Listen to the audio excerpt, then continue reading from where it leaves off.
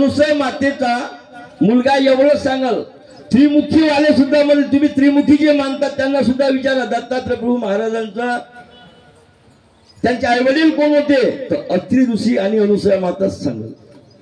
मग प्रश्न करा तुम्ही, दत्तात्रय प्रभू महाराज जेव्हा त्यांनी अवतार घेतला तेव्हा त्याला 3 मुख होते का, हा मुद्दा आहे. जर दत्तात्रय प्रभू महाराज जर त्रिमुखाचे आहे तर त्यांना 3 मुखे जन्मल्यावर होते काय, ते म्हणणार नाही. ते नंतर झाले, ब्रह्मा विष्णू महादेव गेले आणि मग त्यांनी सत्वित्व परीक्षा त्या अनुसया मातेची बघितली, मग तिथं गेले आणि मग तेव्हापासून मग त्रिमुखी झाले. हे तिथून कथा सुरू होते. जाबाल दर्शन, शांडिलोपनिषद, गुरुचरित्र याच्यामध्ये वेगळ्या वेगळ्या प्रकारच्या कथा आलेल्या आहेत आणि वेगळ्या वेगळ्या प्रकारच्या कथा आलेल्या आहेत. त्यामुळे गुरुचरित्रातलं वर्णन आहे.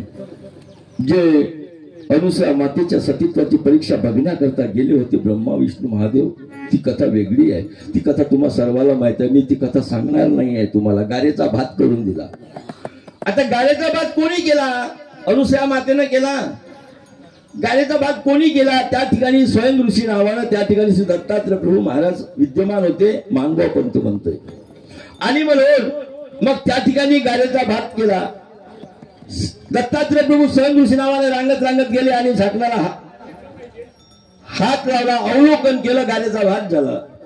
अनुसया मातेला श्री दत्तात्रय प्रभू महाराजांची प्रार्थना केली म्हणून सर्व काही घडलं.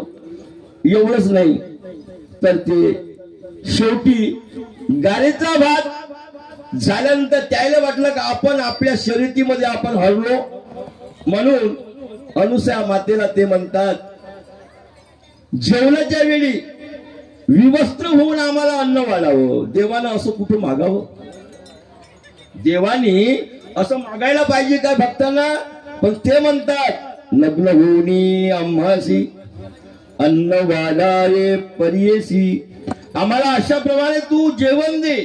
आणि अशा प्रकारे म्हणल्यानंतर पुन्हा इने या अनुसया मात्यानं देवाची प्रार्थना केली. देव त्या ठिकाणी हजर होते आणि पुन्हा मागावून गेले. त्यांच्या डोक्यावर हात ठेवला, लहान झाले, पाळण्यात टाकले, सगळं सगळं झालं. आणि मग पुन्हा नारदांनी कळ लावली, म्हणजे तुमचे पती लहान होऊन पडले, इतर तुम्हाला सर्वच माहित आहे. आल्यानंतर ती म्हणे आम्हाला वापस द्या, म्हणजे तुम्ही घेऊन जा, तुम्ही शोधा आणि घेऊन जा. ते म्हणे जमणार नाही, देर आला तर कसं होईल, देर आला तर बोल, भासरा आला तर कसं होईल. त्यांच्यामध्ये झाली, मग तुम्हीच करून द्या. पुन्हा दत्तात्रय प्रभू महाराजांना प्रार्थना केली, जसे ते झाले इथपर्यंत आलो आपण. आणि मग नंतर अनुसया माता ही किती जरी झाली तरी ती जीव होती आणि ब्रह्मा विष्णू महादेव किती झाले तरी ते देवलोक होते. ते देवलोक आणि ही जीव, अशामुळे देवतांनी त्या अनुसया मातेला